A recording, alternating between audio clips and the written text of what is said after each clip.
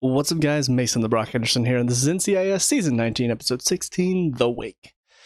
So this one had a good premise to start. It really did kind of suck me in. It got me invested early on, and then it just all fell apart at the end. And I don't know why. I don't know why they decided to write the ending this way, but we'll get to that later. To start, though, the good stuff. Everything to do with the podcast, everything to do with Sam and what he was going through. Knight talking to him and trying to talk him down. All of that was so well set up. It was a little, I guess, narrow-minded of the team to just solely be focused in on, clearly it's the Sam Radner guy. He's the one that did it. Clearly he's the one that did it. Solely based on a podcast that is clearly set up to point all the blame at one guy, because that's what gets the clicks. That's what gets people listening is, oh, we know who did it and he's not caught. Can you believe that? Look at this guy who didn't get caught. A lot of podcasts are like that. I mean, a lot of media in general is like that. They paint a story a certain way, even if it's not totally the truth. They'll tell their version of their story. They'll tell their narrative to get people thinking one way about it. And I really like how they set all of that up. It made it very realistic, in my opinion, and I'm glad that when Knight starts talking to him, he even says that.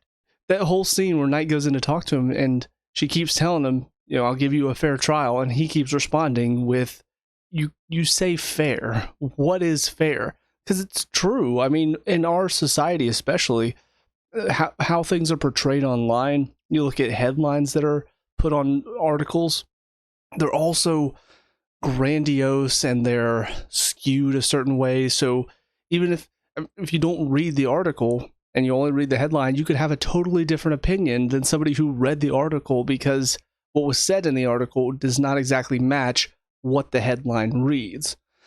So I think it's a very good episode to highlight that. Unfortunately, that's kind of where the good stuff in this episode ends, because after that, after Knight manages to keep him from shooting himself, things kind of fell off a cliff a little bit, because they bring him in, you know, they start questioning him a little bit. And then they find one piece of evidence that makes it seem like, okay, well, maybe he didn't do it. And then they just do a full 180. And don't get me wrong, I understand he's not actually the bad guy. And I kind of figured, as much as the team were hammering it in, like he's clearly the bad guy, I kind of had a sense that no, he's not going to be. But it was one tiny circumstantial piece of evidence. You know, the whole flower in her ear bit. The thing is, like, I thought about it, and he could have easily thought about the idea of, well, one way to make it seem like she's still alive is if I go take one of these flowers out of the vase and put it in her ear of her dead body. That will make it look like, no, she actually took one of these flowers. I feel like he could have easily thought of that. So to say that that alone proved his innocence, I feel like, I mean, the team gets very narrow-minded sometimes, and it gets really frustrating. And whenever they were so narrow-minded to begin with, and thinking that he was definitely the killer, and then they find one little piece of evidence like, he can't be the killer anymore. Well, he still can be. You know, that one piece of evidence is not foolproof. It doesn't exactly prove everything. So, I don't know. I get a little frustrated sometimes with the way they tell these stories and with how they make the team act sometimes. They're supposed to be intelligent. They're supposed to be solving these mysteries and putting clues together. Sometimes it feels like one clue suddenly solves the entire case for them. And that's not always the case. That normally doesn't happen in real life. Most of the time, detectives, cops, whoever it is, they'll take all of the evidence into account and look at it as the big picture. They won't just ignore all the other evidence because, oh, well, there's one evidence seems to prove the other. So anyways, but after that, though, it kind of felt like they didn't know how to wrap it up. They didn't know who to actually have be the criminal. Because the whole thing with, what's her name, Nancy, I think. The whole thing with her was just so out of left field. Like, the jumping back and forth. Because as soon as they sit him down and are like, hey, we know it's not you, he brings up the idea of this Walt guy. And the idea that maybe he and Emma had a thing. And so from that, they start talking about that idea. Casey brings in the thumbprint, and suddenly they're arresting Nancy. because she thought Walt and Emma had a thing. I'm just like, that's a very sudden shift from, we just went from, we don't think it's actually Sam. We don't think he did it. And now, what was it? Maybe 3 minutes later, we solved the case. It was this woman. Okay.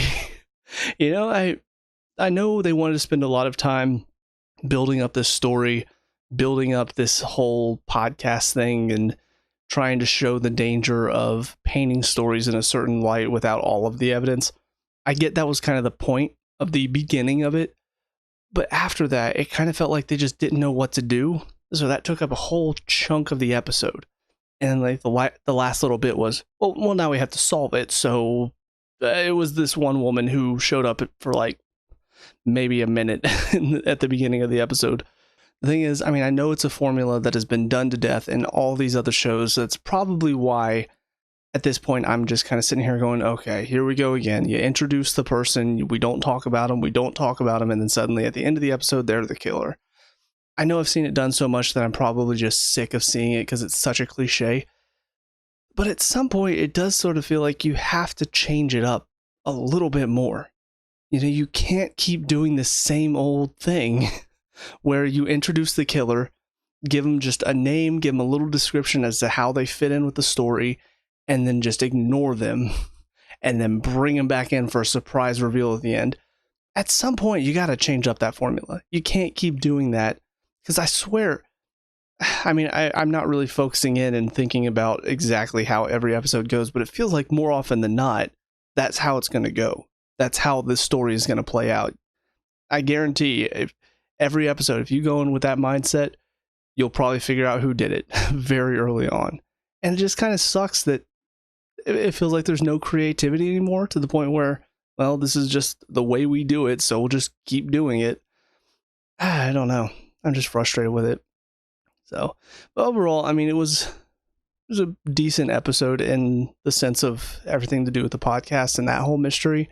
I just wish it had a stronger ending to really stick the landing and make me fully invested in this episode. And it's one of those, if they had stuck the landing, I think I would have come out of it feeling really good about this episode, feeling like, yeah, this was one of the best ones of the season.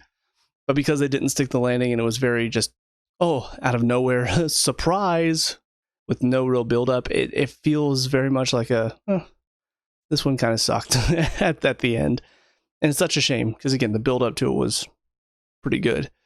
But yeah, I think that's about it for this one. I will also say it's kind of funny. This is not the first time this has happened, but I was hungry and I wanted dinner, and I decided to eat starting with this episode. That was a mistake. Because, I mean, as soon as the body, like the chunks of the body started falling, I'm like, oh, that's fun. And then they just got more in depth about it and started talking about the vultures and all that. I'm like, oh, great. This is, yeah, cool. I was hungry before. I guess I'm not anymore. That's fun. But anyways, with all that being said, on to the next episode. I'll see you there in a minute. And now episode 17, starting over. So this one was pretty good. It's probably one of my top episodes so far this season, just because for the most part it was pretty solid. Good mystery, good story building. It wasn't flawless. A couple of issues here and there, but for the most part, I mean, I had a pretty good time with it. It's funny because at first I thought they were setting up to be kind of a similar story to an episode of Monk that I remember watching, where some women who had the exact same name were killed. And so, of course, the mindset is, well, are they just going after people who have this name, or is it something else? So when they started doing that, when it was another guy with the same name that was killed, I thought that's what they were going for. And so to find out it's actually the same guy that was living two different lives is kind of hilarious. And how they handled it, I mean, it was handled with the appropriate reaction, I think, where a lot of people were just going, how? How did this guy manage to do this? Like, that is insane. And it is. I mean, people who can live two completely different lives like that, I mean, it takes a certain level of, not insanity, but you can't be fully there in one of those relationships. Yeah, it takes something to being a little off if you're able to fully commit yourself into two relationships, because that it's just not in my opinion, at least. I know some people have different opinions of what is it love actually, but for me, to truly love somebody, you love them and you can't imagine life with anybody else. So for somebody to do that with two people is just, it's insane to me.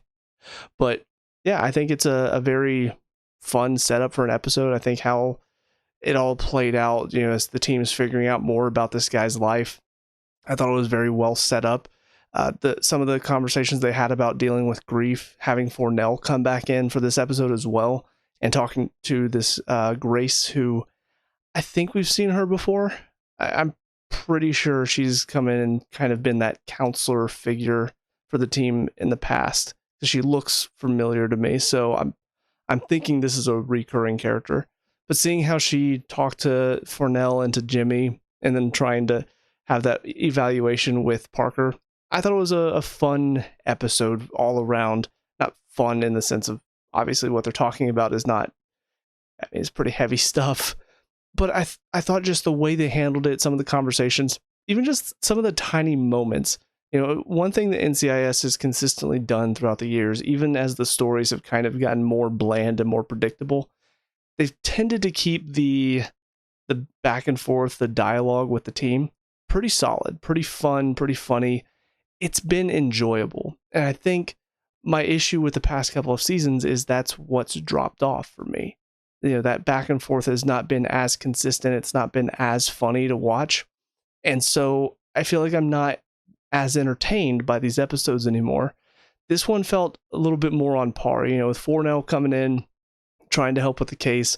Some of the little comments back at him as he's trying to help, even though he's clearly not, he should not be involved with this case at all. It was good. And even just, I don't know, the tiny moment where they're talking about, comparing the killing of the same names to what happens in Terminator with Sarah Connor. I liked how that was set up, because then it leads to just a nice little moment where, as they're leaving, Parker turns to Knight and is like, "Do you want to say it?" And she just gives him the "I'll be back." And just the look on his face, it felt like such a, he's not able to go. He's upset that he's not able to go because he wants to help.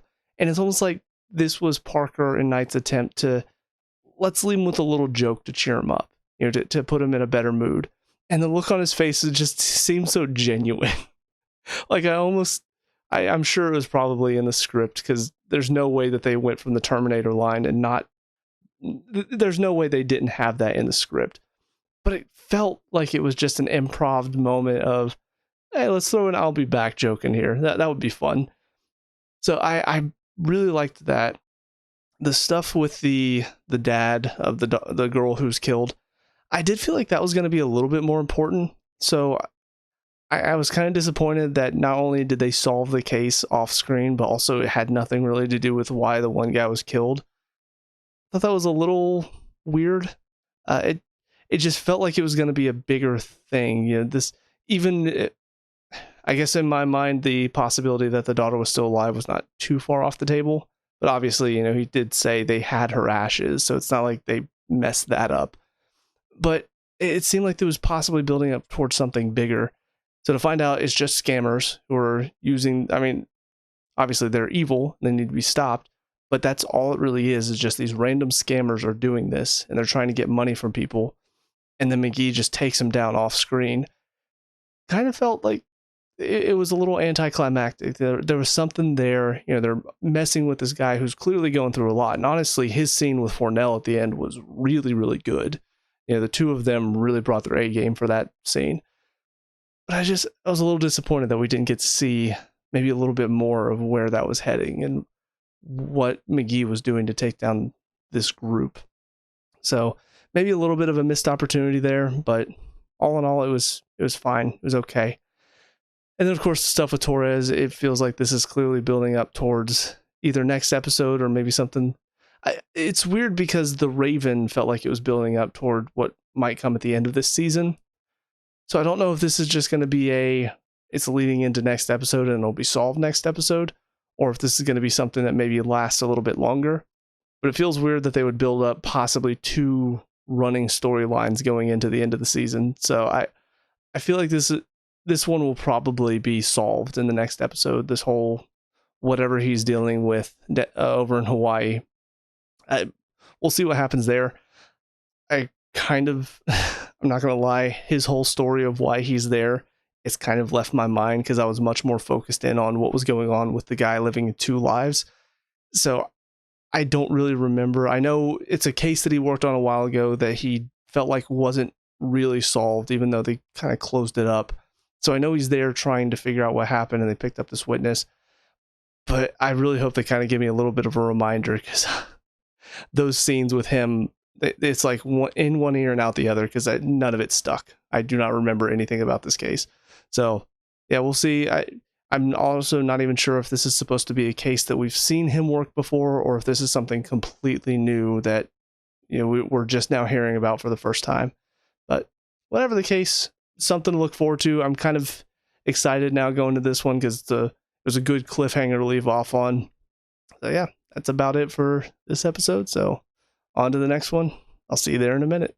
All right, so this is a little unorthodox, but because I'm now actually able to edit these, yeah, I'm gonna go ahead and pause. I'm like 5-10 minutes into episode 18, and I'm sitting here confused as to why we're not talking about the fact that Torres was involved in a shooting / car crash.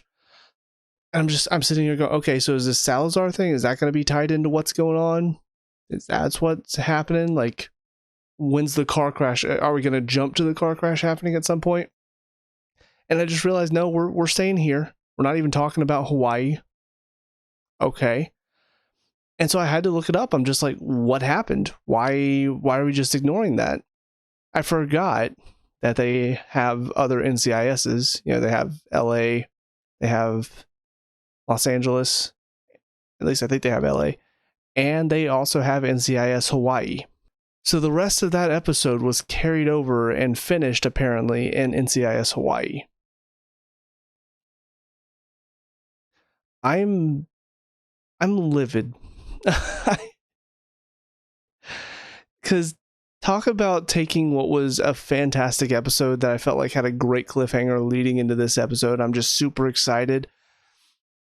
And to find out, nope, it's a cliffhanger to make me watch NCIS Hawaii, which I'm not going to, because I don't want to. I don't really want to watch any of the other NCISs because I don't really care about them, if I'm being perfectly honest.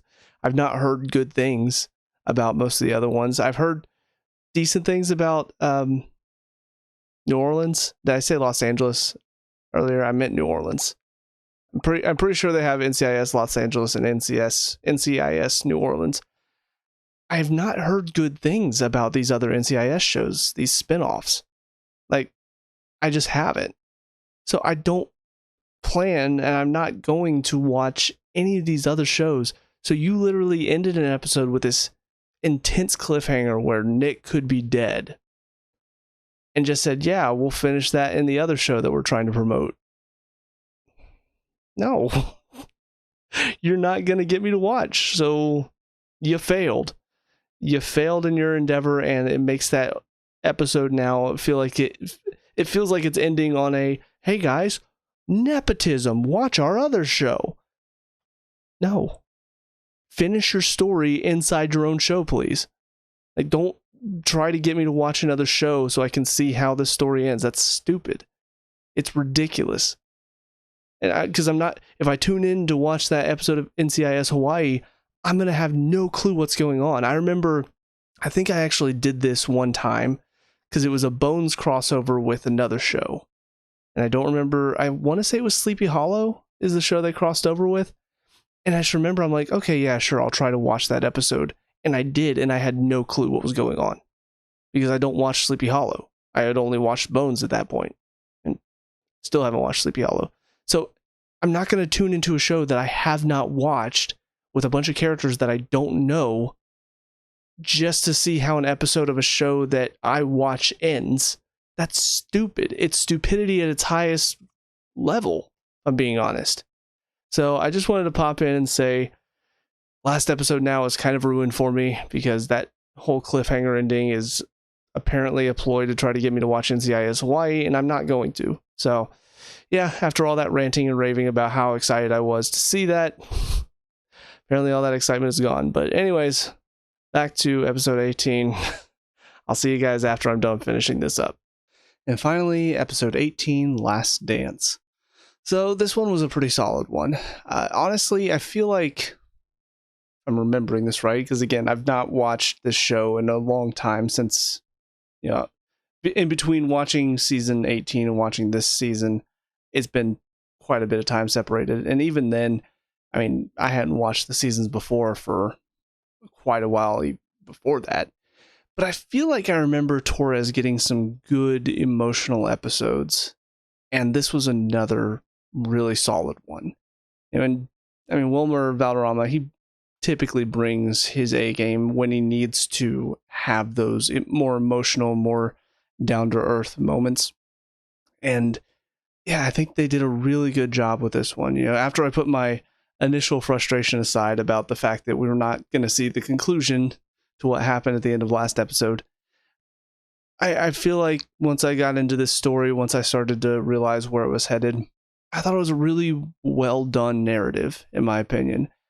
Something about Torres as a character has always kind of been intriguing to me. I think they've done a good job of writing him from the beginning of introducing him. It's one of those, it's hard to replace Tony after he left, so they didn't try to replace him. They brought in somebody who had similar features, had similar qualities to his character. He's the goof off, he's the charming, attractive one.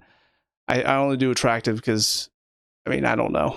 I'm assuming he is, because it seems like a lot of the females on the show kind of gush over him.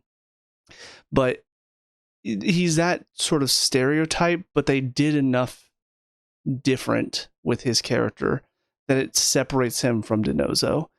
And I think because of that, it's allowed me, whereas with Casey, she still kind of fits into that Abby mold a little bit. I think she has sort of differentiated herself enough at this point to where she is starting to become her own character. But especially at the beginning, she was essentially it was Abby again. It was the same exact character. And it was hard to not look at her and just go, you're trying to replace her with Casey. With Nick, it's never really felt that way to me. It's never felt like they were trying to replace Tony on the team with him. There were some times where maybe it felt like that was the avenue they were going, but I think, like I said, they've just done enough for me to differentiate their characters and really take Nick in a very interesting direction. So I don't know if we've heard much about what happened with his dad. I don't know if that's something that happened in a past episode that I'm not remembering. But definitely this whole thing with pretending to be Salazar. I knew he was undercover at one point. I know he's done that in the past. So I don't know if we know this, or if we've known this story before about going undercover and taking down Diaz and all of this. I don't know if this is a completely new story or if it's one that maybe has been referenced, but we didn't know all the details. That's part of I think part of the trouble whenever you have 19 seasons is sometimes stories can sort of run together. Sometimes you bring up stories that maybe have gone forgotten. And sometimes the benefit is you can write up stories that sort of come out of nowhere, but, well, you've not mentioned it before, so who's to say it didn't happen in the past? But yeah, I think it was a very solid story and narrative overall. How the team was involved as well. I kind of like the fact that Parker, stood up for him with the marshal who was kind of giving him some lip and telling him he needs to calm down. But then Parker also showing his knowledge and his awareness, also telling Torres, you need to stand down. You need to go to this hotel because Diaz is gunning for you. And I'm glad that Torres didn't really fight him on it. I'm glad he didn't try to, sneak out and do stuff that would put his life in danger. It shows a bit more maturity from Torres that I don't think he's always had in the past. So I thought it was a good decision from the writers to not make him go against Parker's orders there. But that whole final gunfight, it's a pretty solid climax. Maybe a little convoluted. Didn't make a ton of sense in the layout and the setup. I mean, first of all, Diaz only shows up with one other guy. I'm pretty sure he had a few guys. I know one of them got arrested after taking a shot, and then Torres and McGee managed to take him in. But I thought he had at least 3 people with him in the first scene. I'm remembering right. And knowing Diaz, knowing what a big time crime boss he was, I would imagine he'd have quite a few guys to come in and take down the guy who he wants revenge on. So the fact that he only brought one other guy with him was a little weird. But yeah, the layout of it is odd to me because there was only one hallway after Torres went out the door. He goes this way and is shooting around the corner at Diaz. And then somehow the gunman that's there with Diaz comes behind and goes into the room. So where was this guy hiding, and why didn't this guy just shoot Torres when he's going this way and his back's completely turned to him? Yeah, it felt weird. Like, how did he sneak past Torres at one point, or was he just hiding over on this side? And then when Torres walked this way, he just walked into the door and was like, all right, I'll take her out. It feels weird that he wouldn't, while Torres is distracted facing towards Diaz, he wouldn't just shoot Torres. But then, even then he goes into the room and Maria's obviously in there. And even though we saw her, the last time we saw her, she had gun pointed at the door. She was ready to shoot. For some reason, she's like, actually, no, I'm going to go hide in the tub and I'm going to shoot him from the tub. Why? What in her mind made her go, I think the tub is actually a better place to hide? That doesn't make any sense. If you're sitting there, gun pointed at the door, that's the only point of entry. That's the only way they can come in. If you go hide in the bathroom, now he's got 2 doors that he could possibly walk into. So how do you know you don't hear one door open, think he's about to come inside the bathroom, and you shoot through the door, but he's actually going into the closet? And now you've just given away your position. Like, it feels like you set yourself up to be, I don't know, maybe caught off guard going and hiding in the bathroom, as compared to you've got your gun pointed at the only point of entry. I don't know. It seemed a little silly to me. But those are the only real gripes I had with this episode. The rest of it, like I said, is very well done. And I'm glad that we're starting to see a little bit more of, I think it's Grace. I can't believe I've already forgotten her name, but seeing her talk to the team a little bit, especially after what a heavy season this was earlier on, I'm surprised we didn't see her sooner. Because again, I'm pretty sure this is the woman who's tended to talk to the team in the past. So I'm surprised that we're just now getting to see her when we're getting close to the end of the season. It kind of feels like, no, we probably should have seen her pop up a lot sooner after everything that happened with Gibbs and all of that, and Ellie leaving the team too. So yeah, very good Torres focused episode. I think that's about it for this one. So let me know what you guys think down in the comment section below. What were your thoughts on these 3 episodes? Let me know. We could talk about and discuss all that good stuff.